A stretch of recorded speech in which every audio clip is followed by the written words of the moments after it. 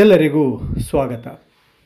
K2 bill preparation ಕುಡಿಯುವ ನೀರು ಮತ್ತು ಶೌಚಾಲಯ ನಿರ್ವಹಣೆಯ ಅನುದಾನವನ್ನು ಹೇಗೆ K2ನಲ್ಲಿ ಬಿಲ್ ಪ್ರಿಪರೇಷನ್ ಮಾಡಬೇಕು ಅಂತಕ್ಕಂತಹ ಸಂಪೂರ್ಣವಾದ ವಿಡಿಯೋ ನಿಮಗಾಗಿ.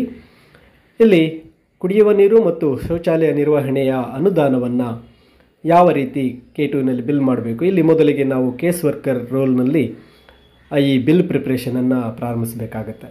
ಇಲ್ಲಿ ಬಂದಾಗ ಬಿಲ್ ಪ್ರಿಪ್ರೇಷನ್ ಆ್ಯಂಡ್ ಸಬ್ಮಿಷನ್ಗೆ ಬಂದಾಗ ಪ್ರೋಸೆಸ್ನಲ್ಲಿ ಕ್ರಿಯೇಟ್ ಬಿಲ್ಲನ್ನು ಸೆಲೆಕ್ಟ್ ಮಾಡ್ಕೋಬೇಕಾಗುತ್ತೆ.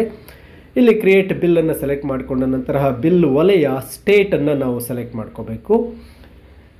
ಬಿಲ್ ವಲಯ ಸ್ಟೇಟನ್ನು ಸೆಲೆಕ್ಟ್ ಮಾಡಿಕೊಂಡು ಅದಾದ ನಂತರ ಬಿಲ್ ವಿಧವನ್ನು CTS 5, ಅದಾದ ನಂತರ ಕ್ಲೈಮ್ ವಿಧಕ್ಕೆ ಬಂದಾಗ ಸರ್ವಿಸಸ್ ಆ್ಯಂಡ್ ಸಪ್ಲೈಯರ್ ಮತ್ತು ಹಾನೋರಿಯಮ್ ಆ್ಯಂಡ್ ರೆನ್ಯುಮರೇಷನ್ ಎರಡರಲ್ಲೂ ಮಾಡ್ಬೋದು. ಇದು service and supplier, goods and service supplier ಅಂದರೆ ಇಲ್ಲಿ ಸಾಮಗ್ರಿಗಳನ್ನು ಖರೀದಿಸಿರ್ತಕ್ಕಂಥ ಬಿಲ್ಲನ್ನು ಮಾಡ್ತಾ ಇದ್ದೇನೆ. ಸೊ ಇದನ್ನು ನಾವು ರೆನ್ಯುಮರೇಷನ್ ಮತ್ತು ಹಾನೋರಿಯಮ್ ಯಾರಿಗಾದರೂ ನಿರ್ವಹಣೆಗೆ ಬಂದ ವ್ಯಕ್ತಿಗಳಿಗೆ ನೀಡಿದಾಗ ಅಲ್ಲಿ ಗೌರವಧನವನ್ನು ನೋಡ್ಬೋದು. ಇಲ್ಲಿ ಸರ್ವಿಸಸ್ ಆ್ಯಂಡ್ ಸಪ್ಲೈಯನ್ನು ನಾನು ಇಲ್ಲಿ ಕೊಡ್ತಾ ಇದ್ದೇನೆ. ನಂತರ ಓಪನ್ ಮಾಡಿಕೊಂಡ ನಂತರ ಈ ರೀತಿಯಾಗಿ ಬರುತ್ತೆ. ನಾವು ಆಫ್ಲೈನ್ ಆರ್ಡರನ್ನು ಸೆಲೆಕ್ಟ್ ಮಾಡಿ ಆರ್ಡರ್ ನಂಬರನ್ನು ಸೆಲೆಕ್ಟ್ ಮಾಡ್ಕೊಳ್ತೀವಿ ಮತ್ತು ಈ ಒಂದು ಅನುದಾನದ ಆದೇಶದ ದಿನಾಂಕವನ್ನು ಇಲ್ಲಿ ನಾವು ಎಂಟರ್ ಮಾಡಬೇಕಾಗುತ್ತೆ. ಇನ್ನು ಅನುದಾನ ಬಿಡುಗಡೆಯಾಗಿ ಇದನ್ನು ಬಳಸ್ಕೊಳ್ಳೋದಕ್ಕೆ ನೀಡಿದಂತಹ ಆದೇಶದ ದಿನಾಂಕವನ್ನು ಇಲ್ಲಿ ಎಂಟರ್ ಮಾಡಿ ನಂತರ ಓಪನ್ ಅಂತ ನೀಡಬೇಕಾಗುತ್ತೆ. ಈ ಓಪನ್ ಅಂತ ಕೊಟ್ಟ ನಂತರ ಇಲ್ಲಿ ನಾವು ಬಿಲ್ ಪ್ರಿಪ್ರೇಷನ್ ಪೇಜ್ ಓಪನ್ ಆಗುತ್ತೆ. ಈ ಬಿಲ್ ಪ್ರಿಪ್ರೇಷನ್ ಪೇಜ್ನಲ್ಲಿ ನಾವು ಇಲ್ಲಿ ಮೊದಲಿಗೆ ಶೀರ್ಷಿಕೆಯನ್ನು ಸೆಲೆಕ್ಟ್ ಮಾಡಬೇಕು. ಇಲ್ಲಿ 0302 ಮತ್ತು 059 ಮೊದಲೇ ಬರುತ್ತೆ. ಈ ಶೀರ್ಷಿಕೆಯನ್ನು ನಾವು ಸೆಲೆಕ್ಟ್ ಮಾಡಿದ ಕೂಡಲೇ ನಮಗೆ ಬಿಡುಗಡೆ ಆಗಿರತಕ್ಕಂಥ ಅನುದಾನದ ಮೊತ್ತ ಅಲ್ಲಿ ಕಾಣಸಿಗುತ್ತೆ. ನಾವು ಮೊದಲೇ ಅನುದಾನದ ಮೊತ್ತವನ್ನು ನೋಡ್ಕೊಳ್ಬೇಕು. ಇಲ್ಲಿ ಅನುದಾನದ ಮೊತ್ತ ಸರಿಯಾಗಿ ಬಂದಿದೆ. ಅದಾದ ನಂತರ ನಾವು ಉಳಿದ ಎಲ್ಲ ಬಿಲ್ ಪ್ರಿಪ್ರೇಷನ್ ಹೇಗಿದೆ ಆ ರೀತಿ ಮುಂದುವರಿಬೇಕಾಗುತ್ತೆ.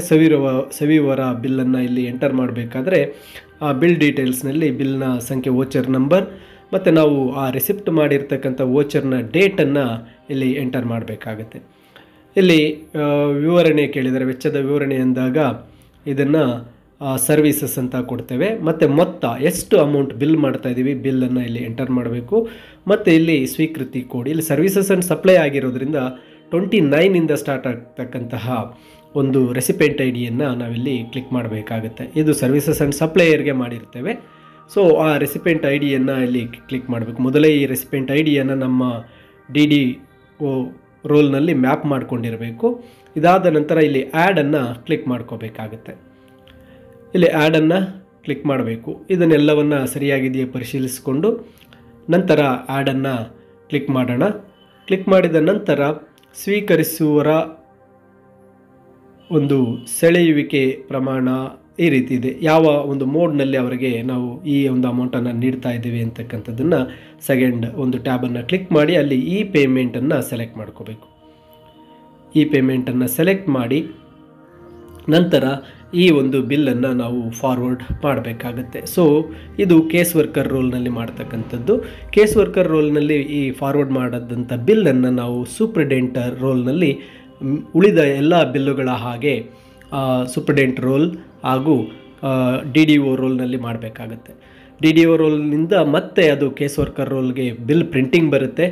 ಆ ಬಿಲ್ ಪ್ರಿಂಟಿಂಗ್ಸನ್ನೆಲ್ಲವನ್ನು ಸಹ ನಾವು ಬಿಲ್ ಪ್ರಿಂಟ್ ಮಾಡಿಕೊಂಡ ನಂತರ ಮತ್ತೊಮ್ಮೆ ಅದನ್ನು DDO ಒಂದು ರೋಲ್ಗೆ ಕಳಿಸಲಾಗುತ್ತೆ. DDO ರೋಲ್ನಿಂದ ಈ ಬಿಲ್ CSO ಅಂದರೆ ನಮ್ಮ BO ಲಾಗಿನ್ ಅಥವಾ ಏನು ನಮಗಿಂತ ಹೈಯರ್ ಲೆವೆಲ್ CSO ಲಾಗಿನ್ಗೆ ಹೋಗುತ್ತೆ. ಅಲ್ಲಿ ಈ ಒಂದು ಬಿಲ್ನ ಅಪ್ರೂವಲ್ ದೊರೆತ ನಂತರ ಕಂಟಿನ್ಯೂಯೇಷನ್ ಬಿಲ್ ಪೇಜ್ ಬರುತ್ತೆ. ಮತ್ತೊಮ್ಮೆ ಇದು DDO ರೋಲ್ನಿಂದ CSO ರೋಲ್ಗೆ ಹೋಗುತ್ತೆ.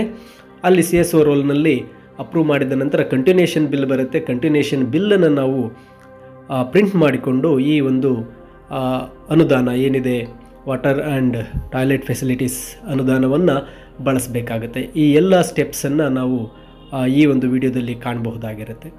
ಇಲ್ಲಿ ಕೇಸ್ ವರ್ಕರ್ ರೋಲ್ನಲ್ಲಿ ಮುಗಿದ ನಂತರ ಸೂಪರ್ಡೆಂಟ್ ರೋಲ್ನಲ್ಲಿ ಎಲ್ಲ ಬಿಲ್ಗಳನ್ನು ನಾವು ಪ್ರಿಪ್ರೇಷನ್ ಮಾಡುವ ಹಾಗೆ ಈ ರೀತಿ ಎಲ್ಲ ಬಿಲ್ಗಳನ್ನು ನಾವು ಚೆಕ್ ಲಿಸ್ಟನ್ನು ಚೆಕ್ ಮಾಡ್ತಾ ಯಾವುದು ನಾಟ್ ವೆರಿಫೈಡ್ ಇದೆ ಅದನ್ನು ಕ್ಲಿಕ್ ಮಾಡ್ತಾ ಮುಂದೆ ಸಾಗಬೇಕು.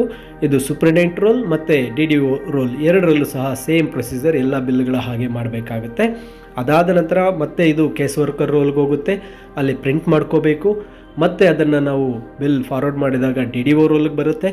DDO ರೋಲ್ನಿಂದ ನಾವು ಅದನ್ನು ಸೆಂಡ್ ಟು CSO ಹಂತಕ್ಕೆ ಹೋಗುತ್ತೆ. ಅಲ್ಲಿ ಅಪ್ರೂವಲ್ ಆದ ನಂತರ ಮತ್ತೊಮ್ಮೆ DDO ರೋಲ್ನಲ್ಲಿ ಆ ಒಂದು ಕಂಟಿನ್ಯೂಷನ್ ಬಿಲ್ಲನ್ನು ಪಡೆದು ನಾವು ಈ ಬಿಲ್ಲನ್ನು ಟ್ರೆಜರಿಗೆ ಸಬ್ಮಿಟ್ ಮಾಡಬೇಕಾಗತ್ತೆ. ಈ ಎಲ್ಲ ಹಂತಗಳು ಈ ವಿಡಿಯೋದಲ್ಲಿ ಸಂಪೂರ್ಣವಾಗಿ ನಿಮಗೆ ನೀಡಲಾಗಿದೆ.